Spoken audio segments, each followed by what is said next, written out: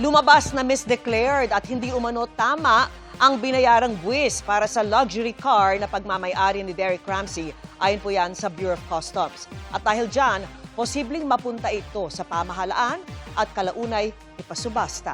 Paglilino ng customs, hindi ang aktor ang nag-import ng sasakyan. Nakatutok si Bernadette Reyes.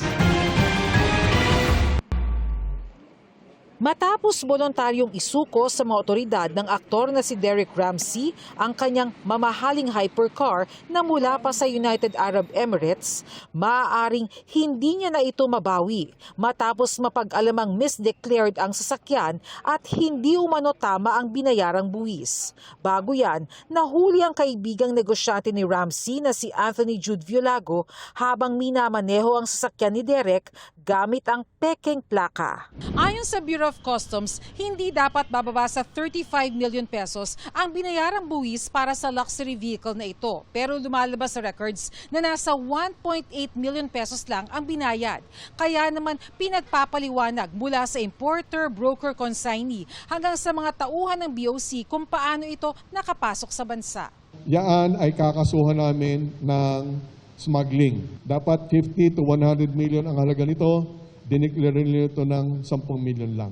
In fact, ang dineclare nila rito is less than 10 million. Paglilinaw ng BOC, hindi si Derek ang nag-import ng sasakyan. Sa katunayan, nakailang pasa na raw bago ito nabili ng aktor. 4 to 4.5 years yan ang pagmamayari itong sasakyan na to.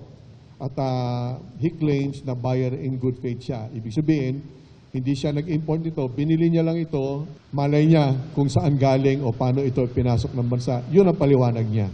Ngayong araw isinilbi na ng BOC kay Derek ang warrant of seizure and detention. Bibigyan ng pagkakataon ng mga maaaring may kinalaman dito na magpaliwanag. Pero kung walang maipakitang kaukulang dokumento, mapupunta ang pagmamay-ari nito sa pamahalaan at ipasusubasta. Kapag ito ay finally, napapunta na sa gobyerno ang pagmamay-ari nito, yaan ay i-auction din natin. Subalit, meron tayong nire-respeto, ginagalang na due process.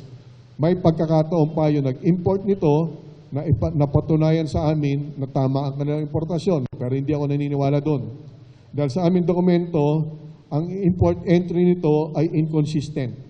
Iniimbestigahan na rin ng Land Transportation Office kung paano ito nairehistro. Suspendido naman ng 3 buwan ang driver's license ni Violago habang gumugulong ang investigasyon. Meron din silang haharapin sa amin sa LTO kasi yung papaano nagkaroon ng papeles. Okay? So alam naman natin na merong mali doon sa mga papeles na ginawa nila sa Bureau of Customs.